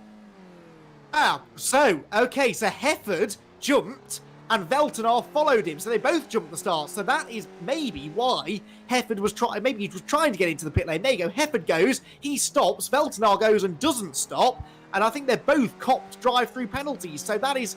Oh, what a disaster for Nick Veltnar in particular, because he was running away with the race lead. Back on board with him live now as he heads out of the pit lane. And that puts him right towards the back of the field. Well, Hefford is 19th. Veltnar is 18th. In Court is back there as well in 17th, with Gavin Johnson 16th and Alan Timms 15th. So some pretty quick drivers are right towards the back of the field, but there's no realistic hope now of Veltnar getting back in contention for a top 5, you'd imagine. That is a shame. Right, this is now the battle for the race lead then. David Ward leads the way, and Dan Blake is second. Cesaro Rizzo is now into the top 3. This is Alex Hall, meanwhile, who is in 15th place, and he's just shortcutted the chicane by the looks of it, so he's had a moment halfway around the previous lap. Rizzo and Pete Van Gool side by side. So this is Pete Van Gool trying to get the Team Momo car into a podium place. His teammate has just spun into the pit lane whilst, I reckon, attempting to serve a drive-through penalty in true Steve Hefford fashion. And now the sole remaining Team Momo car, at least sole remaining one at the front of the field, is into a podium place. Rizzo down to 4th, and then it is Freddie Hewitt. So Freddie Hewitt, the one with work to do now, the race winner from the first race. His teammate is leading this one, but Freddie will want to get into that battle as soon as possible. He'll feel that he's quicker than the two in front of him, but how much of a risk does he take? Car off. Who was that? Yeah, I think it was Ben Best. It looked vaguely Grello then, that car, but I don't think it was Dan Blake. No, Dan's carried on. So Ben Best off the road. Rizzo up the inside of Pete Van Gool. That's not an overtaking opportunity, though. Back to the point I was making, Freddie Hewitt, he's in 5th. He's banked good points already in race 1. He won't want to take a big risk here, but if he feels he's quicker than these two, he won't want to hang around either. Maybe best, though, for now to sit back and watch the events unfold, because Rizzo is attacking. He's on the inside of Gould for 3rd place now into turn number 1, and I'm surprised that Pete Van Gool didn't defend, and in fact, he leaves the door wide open for Hewitt as well. Another car off the road there in front of them, so the back markers are throwing themselves at the scenery in the early stages of this one. But Freddie Hewitt is up into 4th. He's going for 3rd now on the inside of Rizzo. That was a really late lunge. Did it work? Did it end in contact? The answer, I think, is no to both of those questions. But Cesaro Rizzo hangs on, runs a bit wide out of the S's, though, up the no-name straight and into the uphill chicane. Hewitt's on the inside line. He's much later on the brakes, maybe a bit more experienced in these cars as well. Freddie Hewitt gets himself into 3rd. But now he is the one punching a hole in the air for everyone else to follow in behind. He's also 3 seconds behind the lead pair, who are really checking out. Up the inside there for 5th position goes Ian Crosby, having gained 5 places from his starting spot already. He's ahead of Pete Van Gool now, who's slowly sliding back towards the midfield again. The leaders weave their way across the start-finish line. David Ward to Dan Blake is just under half a second, and then they are, about 3.3 seconds ahead of Freddie Hewitt as they cross the start-finish line. So the top 3 runners from race 1 are running 1st, 2nd and 3rd again in this one, but in reverse order. It was Hewitt that won. He's now 3rd. Ward was 3rd in race 1 and he's leading, and Dan Blake can't seem to escape from 2nd place, can he? He's in a very similar situation now to the one he was in for the last few minutes of race 1. It's just a head-to-head fight between himself and a Team Fast R with Team Cheetah Esports driver, but this time it's David Ward. So this will be obviously a driver that Dan has raced against on numerous occasions in the past, but maybe David's got a slightly different driving style than Freddie. There'll be different parts of the circuit that David is quick at that maybe Freddie wasn't, and vice versa. So Dan might maybe have to deploy a slightly different tactic to get past David Ward. Not that he actually was able to get past Freddie Hewitt properly in race 1, of course. He got his nose ahead on a couple of occasions before they made contact. He's closing in this time in the slipstream. David really weaving around. It's not, strictly speaking, what you're supposed to do. You're allowed one move down the straight, but he didn't really gain out of that, did he? Because Dan Blake, set the fastest lap of the race, 1 minute 0.6. He was 2 tenths quicker than him, and crucially, 2 tenths quicker than Hewitt. Hewitt and Ward set identical lap times near enough, a 1 minute 0.82 for Ward, and a 1 minute 0.83 for Freddie Hewitt. There goes Dean Timms up the inside of Kevin McGlone. That's for 12th position. Timms had that spin. He's now almost back to where he started. He took the start from 11th. He's running 12th now, but 3 seconds behind Roger Morton, who is in that green car just in front. In 11th place. There is Nick Veltnar after the penalty. So Veltnar is now 16th place. Alan Toon being his next target. So score points, I seem to recall, for finishing anywhere inside the top 15. So he's not quite in the points yet, but he should get points by the end of the race. Not as many on either occasion, really, though, as he deserved. Definitely a potential race winner. Certainly a podium finish was on the cards for Veltner in race 1. And you'd have to say, pulling away at the rate he was at the front of the field in this one, race win could have even been possible from race 2. But these drivers, though, are staring down the barrel of a possible race win. David Ward and Dan Blake still locked in combat here at the front of the field. Blake is not being caught here by Hewitt, though. They're still pulling the gap on Hewitt. So in a way, he doesn't need to take too big a risk here, but he's alongside into the chicane. He's going to try and go right round the outside. No grip out there. But then Ward clobbers the curb. Didn't really work for either of them, did it? But Ward comes out of the chicane further ahead than he was. Nick Veltner, by the way, the red mist might have descended slightly here, but he's just set the new fastest lap, 1 minute 0.48, as Ian Crosby has gone off the road. Ian Crosby from inside the top 5 has just dropped down into 10th place. There he is. He had a spin at the chicane. Did he jump or was he pushed? Someone else was falling down the order at the time. I think it might have been Matthew Payne. So, oh, well, no, there was contact, wasn't there, with Pete Van Gool. So maybe it was Gool, I think I saw, that was falling down the timing screen. Contact them. That was strange. Yeah, so Crosby had got it all wrong, and then Van Gool kind of had nowhere to go, actually. Yeah, Crosby loses the rear turning in, tries to avoid the curb, comes almost to a dead stop, and, well, it was a bit clumsy maybe from Van Gool, but no malice there. He was just trying to get through, and sadly, he ended up running into the back of him. So, back with Van Gool now then. He's dropped down into 8th, but as for Crosby, he's down to 14th now, possibly with some damage. There he is, look, just behind Gavin Johnson, who's slowly but surely working his way back forwards. 13th for him, Kevin McGlone in front. So this is the fight for 12th place, basically. McGlone, Johnson and Crosby, with Nick Veltner catching them there, look, at a real rate of knots. So Veltner definitely should get into the points now. And having a little look at the inside of McGlone there. They're not that far behind Dean Timms as well, only about 2 seconds behind him. But plenty of places here for quick drivers such as Johnson, Crosby and Veltner to get, but they all, I think, are a little bit quicker in fairness than Kevin McGlone, but McGlone is defending well. Head back down towards the end of another lap, still holding on to that 12th place. We're nearly halfway through, though. Ian Crosby heading for the pit lane. So, penalty or damage repair, not too sure. Possibly the latter, I reckon. Johnson's up the inside of McGlone and does now go into 12th position. Veltner closing in all the time. There he is. It's very much a three-way fight now. McGlone almost ran into the back of Johnson then as they came out of Big Bend into turn number 2. McGlone in the dirty air, maybe getting a bit carried away through the corners as well. They're on board with Veltner. This should be quite an easy pass. Is there room on the inside? No. Oh, actually, there probably was. And then McGlone kind of moved over on him going into the chicane. Brakes on the inside. Gets it stopped well, though, does Kevin.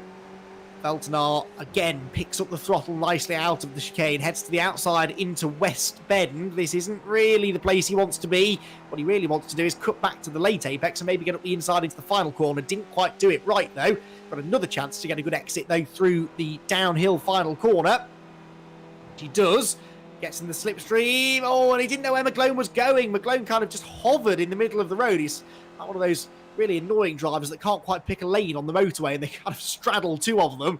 And Veltner wasn't sure whether to go to the inside or the outside, and in the end just gave McGlone a bit of a love tap and lost all of his momentum.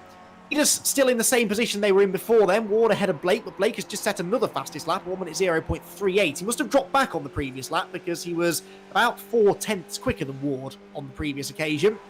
He's only a tenth and a half behind him there. Look how close he is. Coming out onto the pit straight, and is there a gap on the inside? No. Ward just got across in time to cover, so Blake goes to the outside. Now be careful, Dan. This went wrong in race 1 when you were racing Freddie Hewitt. There's every chance it could go wrong again in race 2. Racing Hewitt's teammate David Ward. Going to go right round the outside. No, Ward had the grippier side of the road.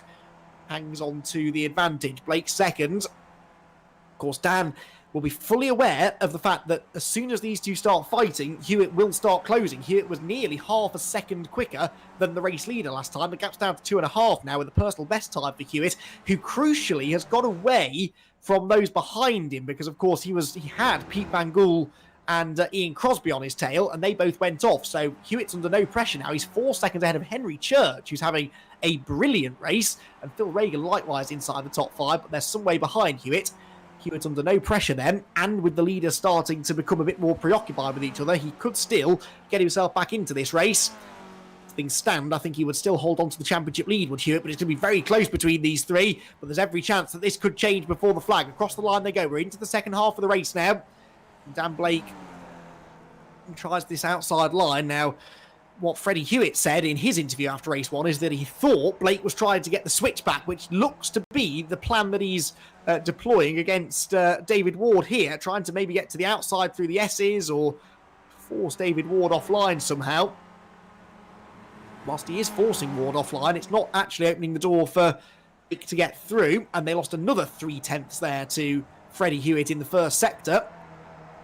Fastest lap for Veltnar, Dan Blake's teammate. He's up to 12th now and catching Dean Timms. So I think there's a good chance he'll get into the top 10. And if he can get into the top 10, he could actually get into the top 8 because Matthew Payne, Roger Morton and Cesaro Rizzo are all scrapping over 8th place. Don't know what happened to Rizzo. Well, I don't remember seeing him off the road, but he must have been at some point because he's down to 10th place. So Cesaro Rizzo falling down the order. Leaders, though, crossing the start-finish line. And again, Dan Blake goes to the outside. Now, there's a back marker ahead.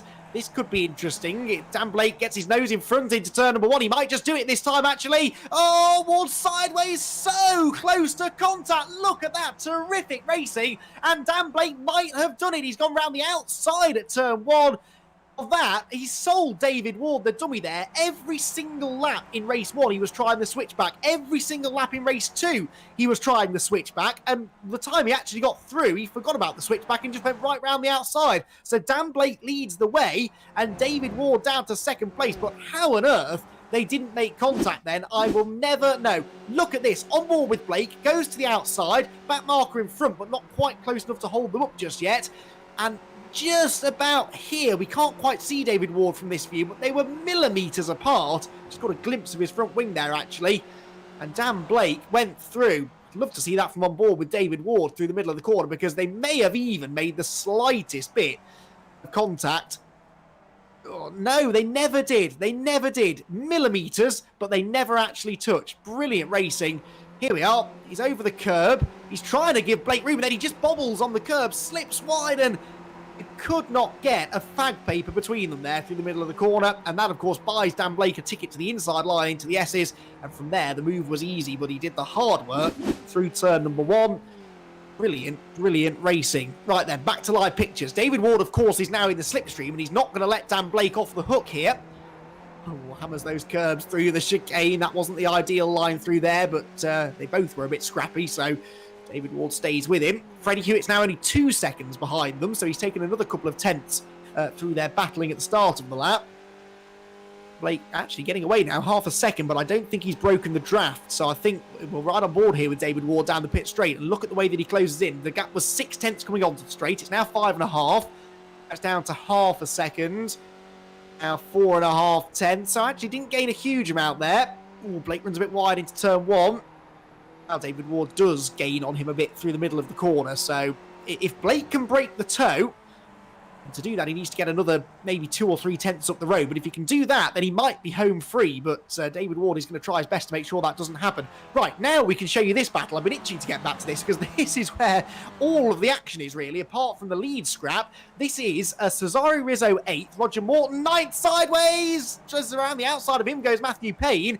And then Nick Veltnar, Gavin Johnson and Dean Timms as well. So this is 2, 4, 6 of them, all scrapping over 8th place on back, really. And this is the man on the move, Nick Veltnar, who just set another fastest lap, a 1 minute 0.26. And he is now into the top 10. He's in 10th place. That is Roger Morton in front of him, who he will try and maybe go around the outside of into the chicane. It's been a really measured drive, this, actually, from Veltnar. It would have been very easy for him to lose his cool after the penalty that he got for the false start, which was a little unlucky, really. I mean, there's no doubt about it. He jumped the start, but he went because Steve Hefford went from pole position.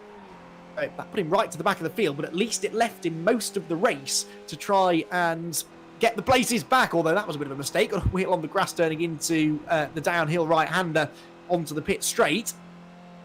But Nick Veltnar, yeah, he's kept his cool. He's not got involved in any fisticuffs. The car doesn't seem to have a scratch on it. No damage at all, despite the close quarters racing he's had to do.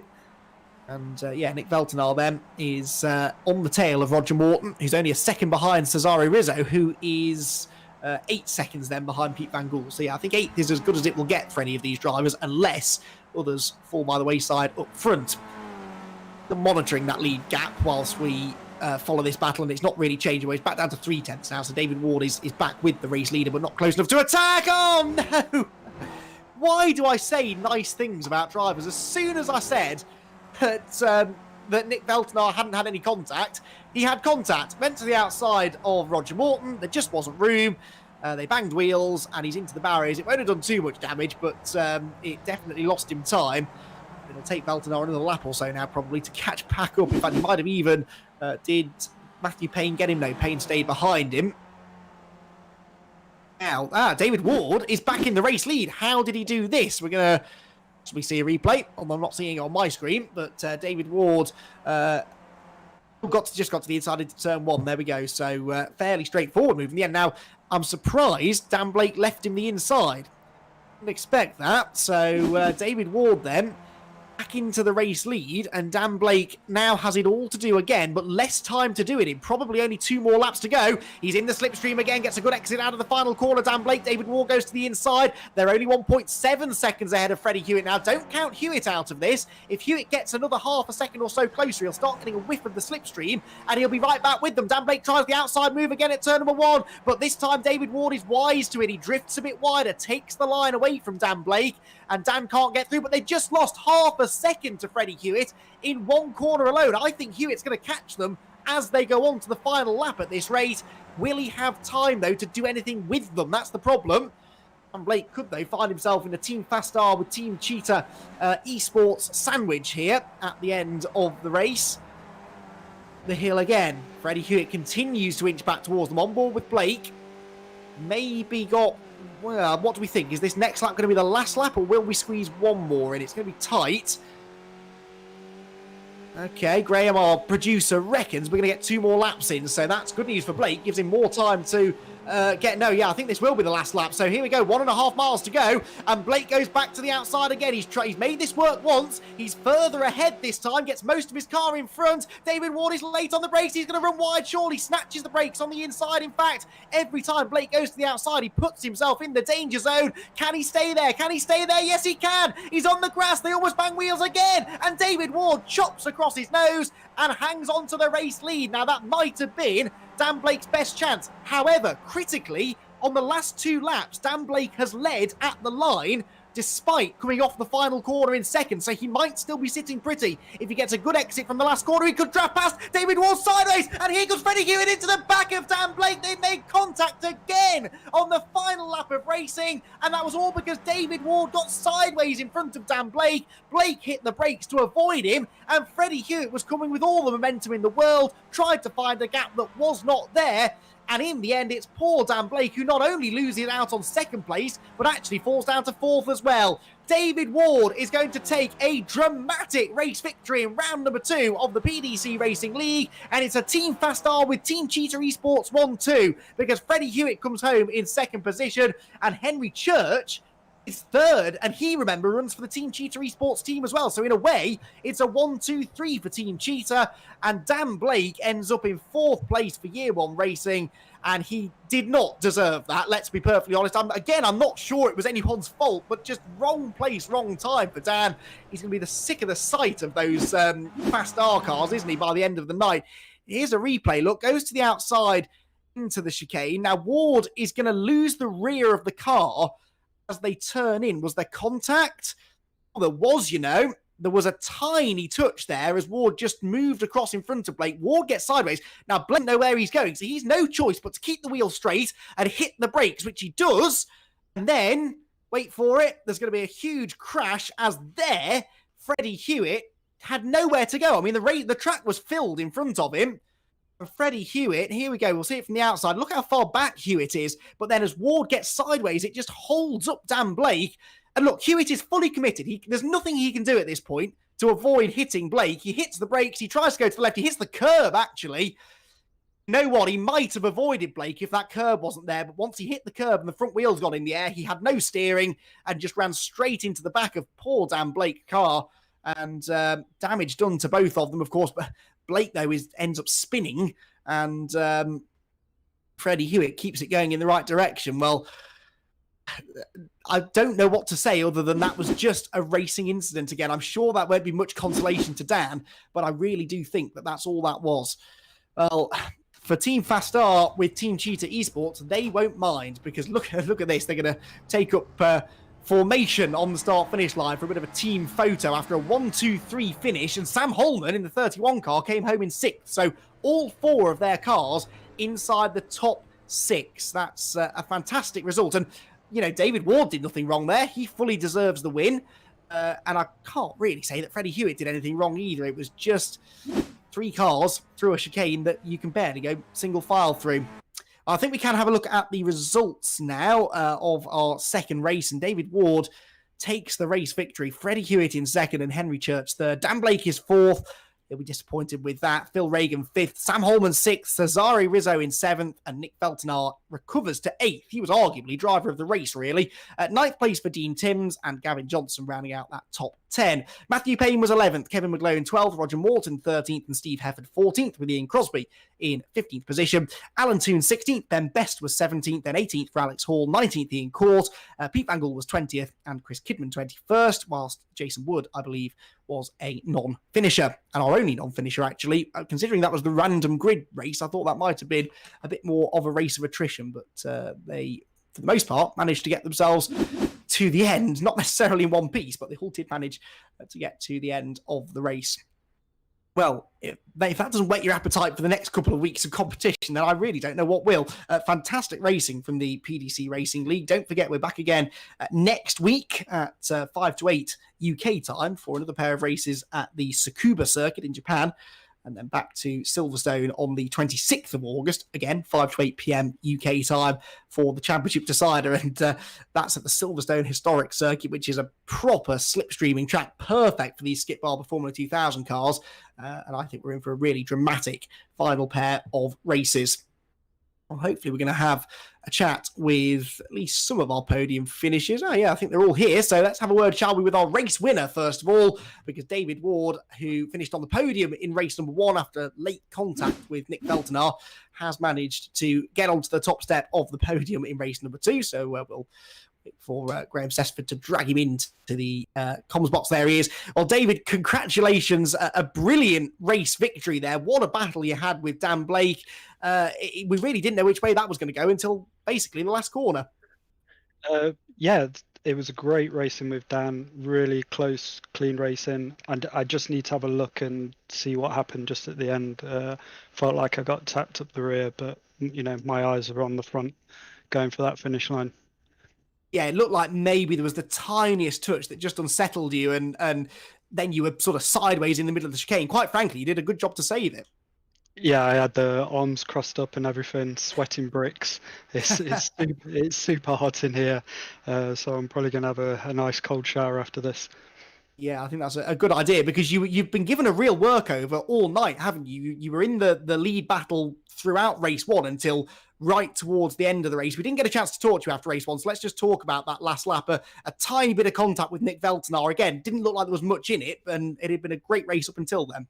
Yeah, it was a great race between us guys, and you know, I just locked up my brakes as I went in there and just got caught unawares. You know, not my intention to hit anyone or take them out of the race like that. So yeah, heartfelt apologies going out to Nick. You've been a front runner over the last couple of seasons of the PDC Racing League. Is this the season, though, that you put it all together and challenge for the title? No, too early to say. I'm just taking it race by race, enjoying racing with Fast Star and the boys, and just having a bit of fun. Nice, clean, close racing. And what a result it was for Fast Star. Top 3 lockout, all 4 cars in the top 6. If that's a sign of things to come for the rest of the season, the other teams have got their work cut out beating you. Yeah, it's start of the season. It's actually quite a short season, but yeah, we just got to take it race by race and start, you know, getting those points for the team championship. Excellent stuff. Well, it's certainly been a good start for you and for the team here at Lime Rock Park, and we'll see you next week at Tsukuba. Cool. Thank you very much. David Ward then, race 2 winner here at the Lime Rock Park Grand Prix circuit. Second place was the race 1 winner and the reigning champion, Freddie Hewitt. So let's drag him in for another chat. Well, Freddie, you kind of looked out with that random grid draw, didn't you? You were a long way further back than your sparring partners for race 1, and it took you until the last lap to catch them. And then what happened from your point of view? Well, I was a bit jealous at the start, looking at all of them in front of me. But yeah, at the end there, I just turned around the corner and all of a sudden there's 2 cars in front of me. Tried to go one way and ended up hitting the curb and straight into the back of Dan. So sorry to him. It's almost like your cars are magnetised tonight, isn't it? Because you had that contact on the last lap in race 1, contact on the last lap in race 2. I mean, both of them clearly just racing incidents. It's unfortunate, though, isn't it? Because you two have got a lot of respect for each other, and we still seem to kind of think that you two are going to be fighting for the championship this season. Yeah, I respect Dan a lot. I think he's a very clean driver, but you know, it's just one of those when we're battling for so much and we're so close. It's just one of those that's, you know, on the odd occasion you are going to collide. Sadly, it's happened twice tonight, which it doesn't look good, and it isn't the nicest of things to happen to your rival because you want it to go down to the wire. So yeah, it's not good, but you know, sadly it's happened, and yeah. What is good is the result there for the Team Cheetah squad. Top 3 lockout, all 4 cars in the top 6 across the 2 different teams that you've got. It's been a really great start for you guys. Yeah, it's been a good start. I'm sure Luke will be watching this back and grinning from ear to ear. And we've got Mike coming in later in the season to help us out, and we might have Chris Knox come back with us as well. So more cars to come as well. I'm sure the opposition just looked at each other and thought, oh no, not more of them. We're having a hard enough time beating them as it is. Congratulations, Freddie, though. Brilliant opening couple of races. I reckon you will be leading the championship after that as well. So congratulations, and best of luck next time at Tsukuba. Thank you. And also thank you to Mark Sykes, who's done the liveries for us tonight. And also thanks to my sister, because my internet went down at home this morning, and I had to ship all my stuff over to my sister's house. So thanks for letting me borrow her room. Well, there you go. That's one of the unique things about sim racing, is it's a bit like borrowing a spare car from a teammate in real world racing. So yeah, thank you to the whole Hewitt family then for chipping in and allowing Freddie to get out there, and he's well and truly paid you back with a great pair of results. So well done, Freddie. Let's have a word then, shall we, with our third place finisher in that race, Henry Church, who missed out on the podium in race number 1. But Henry, you made up for it in that second race. You kind of flew under the radar for most of it, though, and then suddenly appeared in third at the end. Yeah, well, it was quite a boring race, to be honest, because I started in 12th, and I think I actually only overtook 1 or 2 people, and then managed to keep it clean and somehow ended up on the podium. That's sometimes the way, though, isn't it? I mean, as people love to quote, to finish first you have to finish, and you've got to get to the end in one piece, especially at a track like this where you know there's likely to be a bit of carnage in front of you. Yeah, this is such a hard track to overtake and keep your position on. There's a high chance of contact, so if you stay clean, you're likely to finish well, really. Which is exactly what you did, and of course now you head off to Tsukuba for the second event. It's a completely different track, so is that one that you think you'll be equally as strong at, or maybe a bit of practice needed this week? Definitely some practice needed, I think. I haven't been on iRacing for quite a while, but I think as long as I can continue the consistency, I hope for another good result. Excellent stuff. Well, congratulations, Henry, on a podium, and he rounds out that fantastic top 3 for the Team Cheetah esports squad. Well, that is, I think, just about all we have time for here at Lime Rock Park. A fantastic pair of races that we've had here from the American circuit that sets us up very nicely for the rest of the season. As I said, next week we'll be back again here, not at Lime Rock Park, but on Year One Racing TV for the second event at Tsukuba at 5 to 8 UK time. The Silverstone Historic Circuit will host the final 2 rounds of the shortened season on the 26th of August. Be sure to head over to the PDC Racing League social media pages. There's a website as well, which is www.pdcracing.com, which has all of the information, not only on the Racing League, but on the real world PDC Racing team as well. So be sure to give them a look as well. And Year One Racing TV for all of your iRacing and sim racing action. Thanks to all of the drivers who we've spoken to, and they've all put on a fantastic show out on track. Thanks to Graham Sesford as well at Year One TV for, as ever, doing a brilliant job producing our wonderful coverage tonight. And thank you, everyone at home watching. It really does mean the world to have you all with us, enjoying the racing action. And we hope to see you back at Tsukuba in a week's time. That is it, though, here from Lime Rock Park. The PDC Racing League is off to a fine start in Season 3. It could prove to be the most dramatic season yet. We thought it would be hard to top Season 2, but Season 3 is well and truly on the way to doing so. We'll see you all again next week, but for now, from myself, Andy McEwen, and Graham Sesford at Year One Racing TV, it is good night.